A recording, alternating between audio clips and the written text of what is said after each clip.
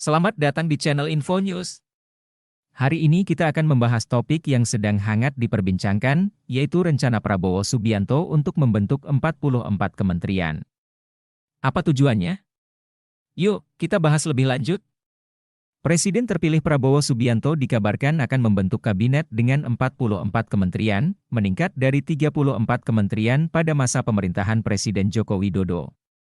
Rencana ini menimbulkan berbagai pertanyaan dan spekulasi mengenai alasan di balik penambahan jumlah kementerian yang cukup signifikan. Alasan penambahan kementerian, efisiensi dan fokus. Salah satu alasan utama adalah untuk meningkatkan efisiensi dan fokus dalam menangani berbagai isu. Dengan memecah kementerian besar menjadi beberapa kementerian yang lebih kecil. Diharapkan setiap kementerian dapat lebih fokus pada tugas dan tanggung jawab spesifik mereka. Misalnya, Kementerian Pendidikan, Kebudayaan, Riset, dan Teknologi akan dipecah menjadi Kementerian Pendidikan Dasar dan Menengah serta Kementerian Pendidikan Tinggi, Riset, dan Teknologi. Koordinasi yang lebih baik, penambahan kementerian koordinator juga diharapkan dapat meningkatkan koordinasi antar kementerian. Prabowo berencana menambah 2 kementerian koordinator baru, yaitu Kementerian Koordinator Hilirisasi dan Investasi serta Kementerian Koordinator Infrastruktur dan Pembangunan Wilayah. Peningkatan kapasitas. Dengan lebih banyak kementerian, pemerintah dapat meningkatkan kapasitasnya dalam menangani berbagai isu yang kompleks dan beragam.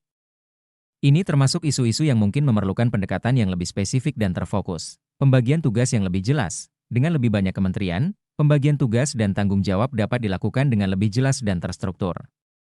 Ini diharapkan dapat mengurangi tumpang tindih tugas dan meningkatkan akuntabilitas setiap kementerian.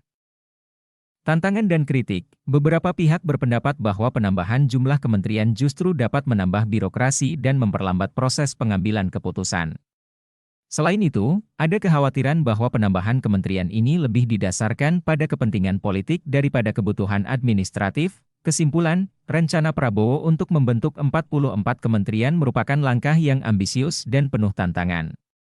Jika berhasil diimplementasikan dengan baik, ini dapat meningkatkan efisiensi dan efektivitas pemerintahan. Namun, perlu ada kajian mendalam dan perencanaan yang matang untuk memastikan bahwa penambahan ini benar-benar memberikan manfaat yang diharapkan. Bagaimana menurut kalian? Apakah penambahan jumlah kementerian ini akan membawa perubahan positif atau justru sebaliknya? Tulis pendapat kalian di kolom komentar di bawah. Jangan lupa untuk like, share, dan subscribe channel ini untuk mendapatkan update terbaru tentang isu-isu terkini. Sampai jumpa di video berikutnya.